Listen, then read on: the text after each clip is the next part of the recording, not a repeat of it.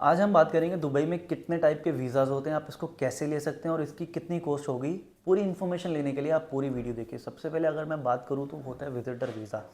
Visitor visa पे आप काम नहीं कर सकते हैं। ये आपका 30 दिन का होगा या 60 दिन का होगा, डिपेंड करता है कि आप कौन सा वाला वीज़ा अप्लाई कर रहे हैं।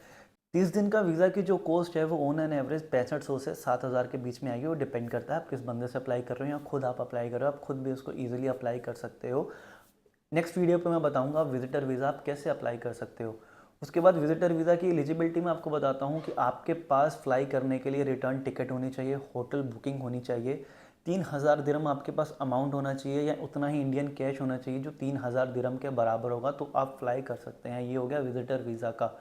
अगर आप यूएई आते हैं, जॉब ढूंढ रहे हैं, तो आप विजिटर वीज़ा पे जॉब ढूंढ सकते हैं, बट आप विजिटर वीज़ा पे काम नहीं कर सकते हैं। आप इसको कन्वर्ट करवा सकते हैं एम्प्लॉयमेंट वीज़ा, तो आता है 2 साल का। तो आते हैं हम एम्प्लॉयमेंट वीज़ा पे। कुछ लोग होते हैं जो डायरेक्ट इंडिया से हायर होके आते हैं, एम्प्लॉयमेंट वीज़ा लगवाते हैं 2 साल का, उनको इंडिया में ही वीज़ा मिल जाता है 2 साल का, जिसको एमिरात आईडी बोलते हैं।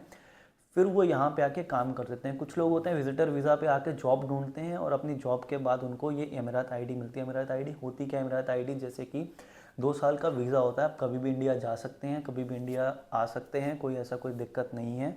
उसके अलावा अगर मैं बात करूँ बेनिफिट की, तो बेनिफिट इसका ये होता है कि आप 2 साल आप लीगल किसी कंपनी के लिए काम कर सकते हैं और ये चीज़ आपको एम्प्लॉयर ही देगा जब आपको जॉब मिलेगी। तो ये सारा खर्चा जो होता है वो एम्प्लॉयर उठाता है। मोटा मोटा इसका 5 से 7 हज़ार दिरहम खर्चा आता है। डिपेंड करता है एम्प्लॉयर पे, वो कितना पुराना है, उसके पास कोटा कितना है। तो ये मिलेगा आपको जॉब के बाद ही। देन जो तीसरा वीज़ा होता है वो होता है इन्वेस्टर वीज़ा। अगर आपके पास कंपनी है, कंपनी रजिस्टर है, आपने यहाँ कंपनी खोली है, इन्वेस्टमेंट की है, तो आपको इन्वेस्टर वीज़ा मिलेगा। देन सेकेंडली अगर आपने 7.5 लाख दिरहम का यहाँ पे प्रॉपर्टी बाय की है, तो आपको 2 साल का इन्वेस्टर वीज़ा मिलेगा। बट इन्वेस्टर वीज़ा में ये है कि अगर आप 6 महीने से ज़्यादा यूएई के बाहर रहते हैं तो आपका ये वीज़ा कैंसिल हो जाएगा। मतलब हर 6 महीने में आपको एक बार यूएई आना ही पड़ेगा।